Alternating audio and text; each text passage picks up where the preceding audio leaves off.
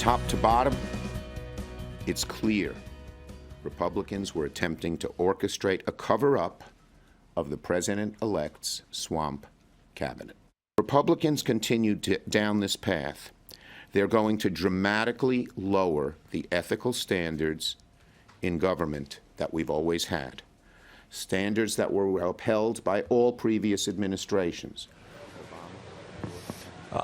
That was Senate Minority Leader Chuck Schumer slamming the incoming Trump administration for its cabinet picks and their ethics reviews.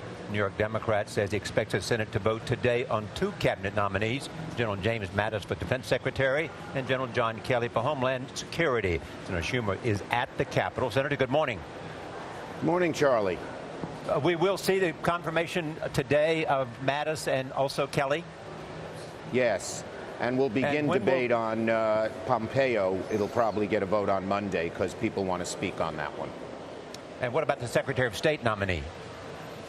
That'll take a little longer. There are still a lot of questions about Rex Tillerson. Is it in doubt? Ben Cardin. Yep, go ahead, Charlie.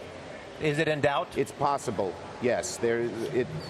We don't know how several key, as you know, we need to win Republicans to block any of these. But there are several key Republicans who haven't said yet how they'd vote. If they vote against him, my guess is he'll be defeated. Most Democrats, if not all, will vote against him. Senator, let me ask you, we are in a dangerous world with threats. Yes. Is this an unnecessary delay tactic to delay the confirmation of the new CIA director? President-elect Trump wanted to go to the CIA on Saturday, meet with him, get the ball rolling. Why the delay? First, no CIA director has been confirmed on the first day of any president. The CIA runs very, very well. I spoke to Vice President Pence and suggested to him that Brennan would stay a few days. You know, this is a very, very serious position, made all the more serious by all of the allegations floating around about Russian spying. People are entitled to scrutinize him thoroughly. He's going to be in for a long time, and a few days won't make a difference.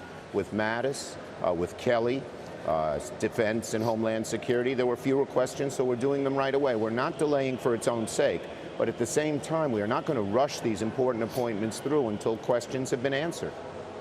It does seem to be getting off to a rocky start, Senator Schumer. You know, in the past, Donald Trump has called you the head clown. Are you going to be able to put that kind of name-calling aside and work with him? And how do you think that you all will be able to work together? Well, for the first month, he was flattering me. He said, we're good friends. We really weren't. I'd never gone to dinner with him or played golf with him. I had crossed his path in various New York events. That didn't work, so then he started to call names. Well, neither is going to work. I'm going to be guided by values. I have an internal gyroscope, my caucus does, as what's right and what's wrong. When he agrees with our values, we're not going to oppose him just for his own sake. On an issue like trade, I'm probably closer to Donald Trump than I am to either President Obama or Bush. But when he opposes our values, no amount of name calling is going to get us back off. He ought to roll up his sleeves and tell us what he wants to do, and we will evaluate it. Can you tell me if there will be nominees for the cabinet that will not be confirmed? Well, you know, as you know, they can do it with 50 votes. So if every Republican votes for every one of them, that's true. But there are several who are tied in a knot already. Puzder hasn't even scheduled hearings because his finances are a mess. DeVos has not submitted her papers on how she's going to remove herself from conflicts of interest as required by law.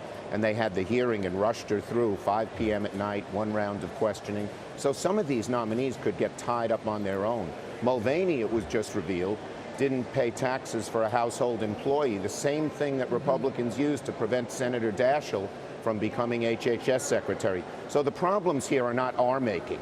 They were rushed through. They didn't file their ethics reports, which are very, very important and have been done by every previous administration. That's what slowed it down. They were ill-prepared. Senator Schumer, always good to see you. Thank you for joining us. Thank you.